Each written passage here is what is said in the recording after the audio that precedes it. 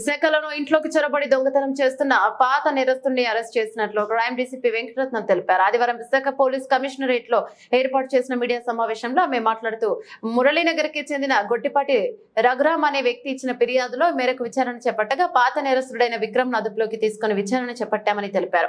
అయితే సుమారు 25 తులాల బంగారం దొంగతనం జరిగినట్లు ఫిర్యాదుదారుడు పేర్కొన్నారని, ఆయా ఫిర్యాదు మేరకు ప్రత్యేకంగా పోలీస్ టీంలను ఏర్పాటు చేసి కేసు వేగవంతం చేస్తామన్నారు. అయితే ఇప్పటికీ నిందితుడు 13 కేసుల్లో జైలుకి వెళ్లి రావడం జరిగిందన్నారు. ప్రస్తుతం విశాఖ, గుంటూరు ప్రాంతాల్లో దొంగతనాలు చేస్తూ జల్సాగా తిరుగుతున్నారని డీసీపీ తెలిపారు.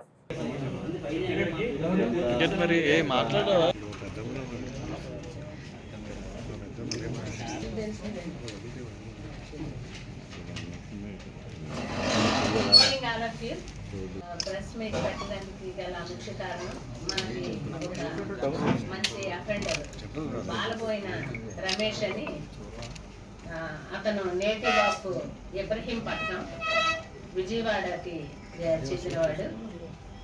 ఆ అఫెండర్ ని క్యాచ్ చేయడం జరిగింది. ఉంటుండగా లోపల గడియ పెట్టుకొని తాళం వేస్తే దాన్ని ఇన్సర్టెడ్ హ్యాండ్ గా, అంటే పక్కనే కిటికీ ఉంది, కిటికీ పక్కన డోరు, ఆ డోర్ కి లోపల వాళ్ళు లాక్ చేసుకొని బెడ్రూమ్ లో పడుకున్నారు.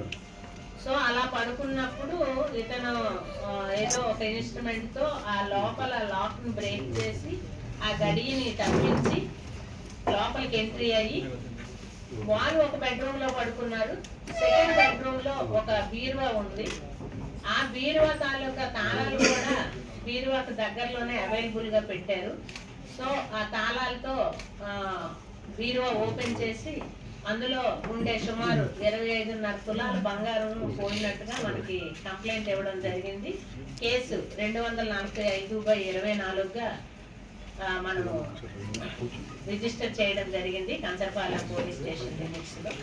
అప్పటి నుంచి కూడా అసలు మనకి వాంటెడ్ క్రిమినల్ నేను వచ్చిన నుంచి కూడా ఆల్రెడీ మనకి ఎంవిపిలో అండ్ కంచరపాలెం అదర్ 3 టౌన్ ఏరియాలో జరిగాయి. ఐడెంటిఫై చేసాం ముద్దాయిని, బట్ ఎక్కడో దొరకడు అనే విధంగా చాలా మాకు కూడా ఛాలెంజింగ్ టాస్క్ అయ్యింది.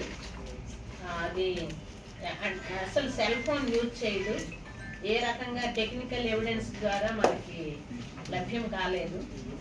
సో టీమ్స్ అయితే మాత్రం నేను 4 టీమ్స్ డిటెక్ట్ అయ్యేది. ఎంబీపీలోను 5 కేసులు అండ్ 3 టౌన్లోను అండ్ కంచరపాలెంలోను 11 కేసులు డిటెక్ట్ అయ్యేవి. ఈ అన్నిట్లో కూడా అంటే రికవరీ ఇంకా చేయాల్సి ఉంది. ప్రెజెంట్ అయితే ఒక 77 గ్రాములు గోల్డ్ రికవరీ చేసాము. ఒక మంచి బైక్ ఒకటి రికవరీ చేసాము.